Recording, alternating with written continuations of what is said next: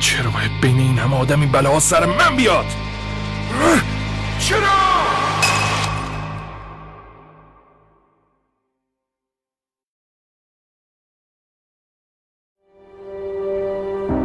کاش تو این بره از تاریخ به دنیا نمی اومدم. کاش هیچ وقت بابام به خاطر اعتیاد ما رو ول نمی کرد. کاش عشق زندگیم به خاطر یکی دیگه تنهام نمیذاشت که حالم از هر چی عشق و اعتماد به هم بخوره. کاش همیشه تو تنهاییام یکی بود که آرومم کنه. کاش مامانم نمیمرد.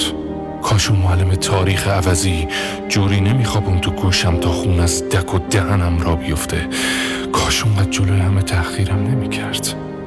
کاشم کلاسیام به خاطر ظاهرم، به خاطر خونوادم، به خاطر چیزی که دوست نداشتم باشم ولی بودم مسخرم نمیکردن. کاش وقتی جوان‌تر بودم شروع میکردم. کاش فقط یکم سرم به تنم میارزید. کاش تو دانشگاه اون رشته رو انتخاب نمیکردم. کاش وارد زندگی نمیشدم که آخرش طلاق. کاش برای شروع هر کاری اینقدر نمیترسیدم.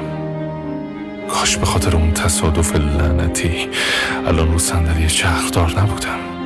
کاش دکترها جوابم نمی کردن. کاش کاری نمی کردم که آخرش بگم ای کاش.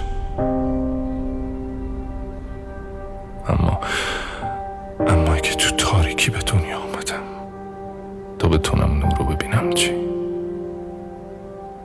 اگه بابام ترکمون کرد تا با روی سیاه زندگی روبرو شم، تا زود بفهمم، تا زود بزرگ شم چی؟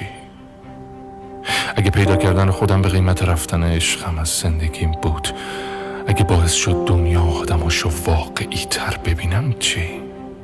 اگه تنهاییم کاری کرد رو پای خودم وایسم چی؟ اگه مامانم با رفتنش به همین واقعیت تلخ و یاد داد که این جاده بیرحم دیر یا زود حتی عزیزترین همسفراتم ازت میگیره. اینکه گاهی اوقات تنها راه اینه که واسه ادامه محکومی واقعیت رو قورتش بدی، مگر نه قورتت میده چی؟ اگه اون معلم تحقیرم کرد تا بفهمم احمقه، حتی پشت نقاب یه معلم چی؟ اگه تمسخرهای تو دبیرستان شروعی بود برای اینکه یاد بگیرم که مهم نیست دیگران راجبم چه فکری میکنن، تا یاد بگیرم یه گوشم در باشه یه گوشم دروازه چی؟ اگه دیر شروع کنم ولی بیشتر قدر فرصتامو بدونم چی؟ اگه برای ارزشمند بودن باید اول بی ارزش بود چی؟